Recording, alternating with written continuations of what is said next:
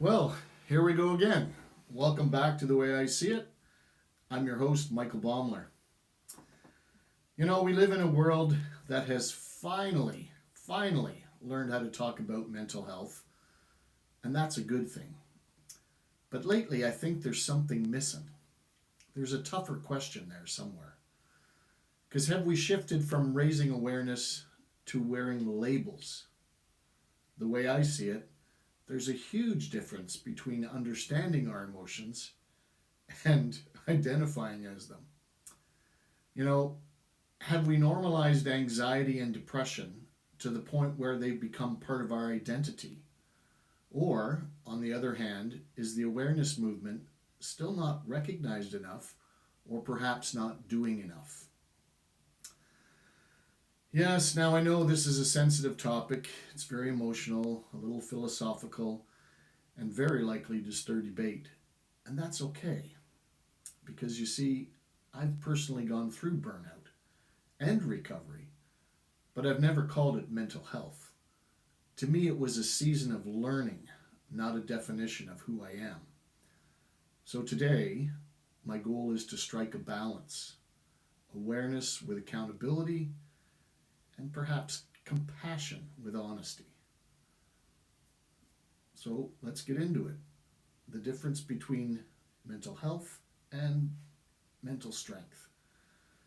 The way I see it, we've done an incredible job talking about mental health, but not nearly enough talking about mental strength.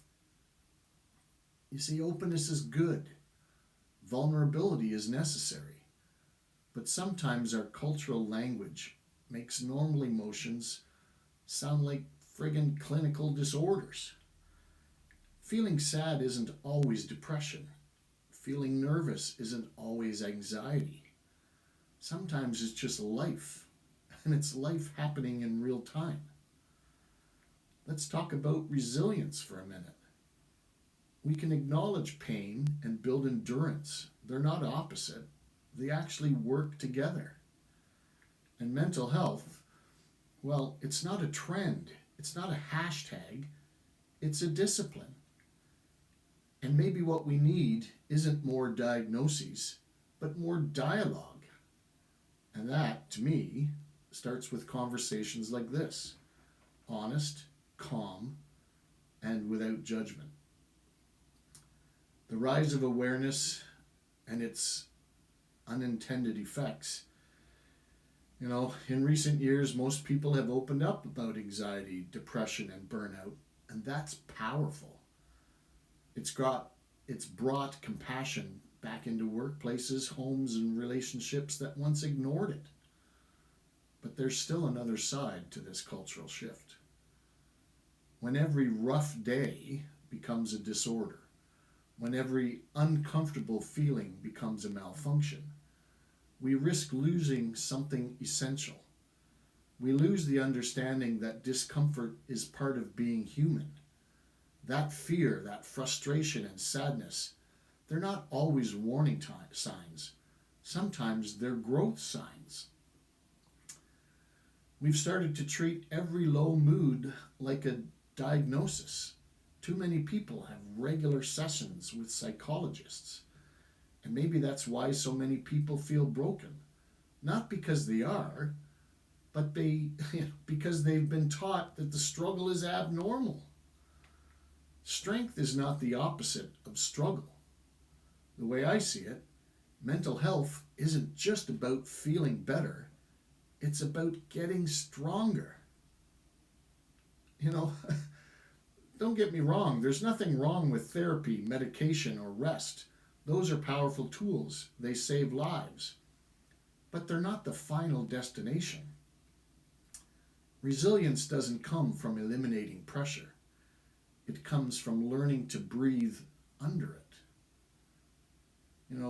Generations before us faced hardship too. They didn't have the vocabulary today that we have today. They had grit. Now that we have the vernacular, but sometimes we forget the grit. The solution isn't going backward, it's combining the best of both: compassion and courage.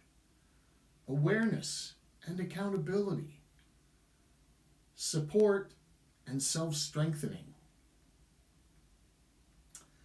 You know, when mental health becomes a mental culture, it becomes part of our, you know, social identity in posts and hashtags and slogans, online communities.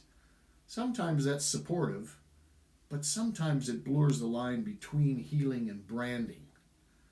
There's a difference between sharing your journey and performing your pain. Pardon me. And the truth is, in today's culture, being not okay can sometimes get more validation than actually getting better. Yeah, think about that. It's not a judgment, it's an observation. Because awareness without action isn't a progress, it's comfort disguised as conversation. So, what's next? Well, the way I see it, the healthiest mindset is the one that acknowledges emotion but still seeks direction. You can feel broken and still move forward.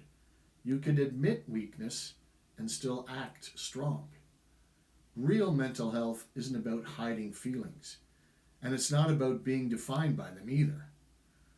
Maybe the next step in this, so-called movement isn't just talking more. Maybe it's living better, living with honesty, discipline, resilience, and most importantly, balance. Healing and hardness don't have to compete. They actually complement each other.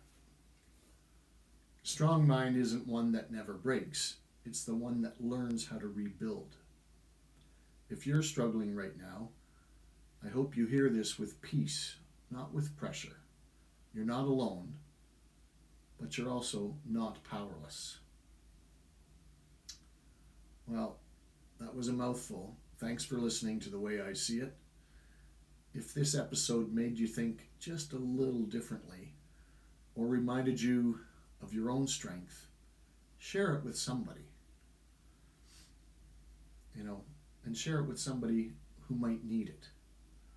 Until next time, take care of your mind and keep training your heart. I'm Michael Baumler. I'm out.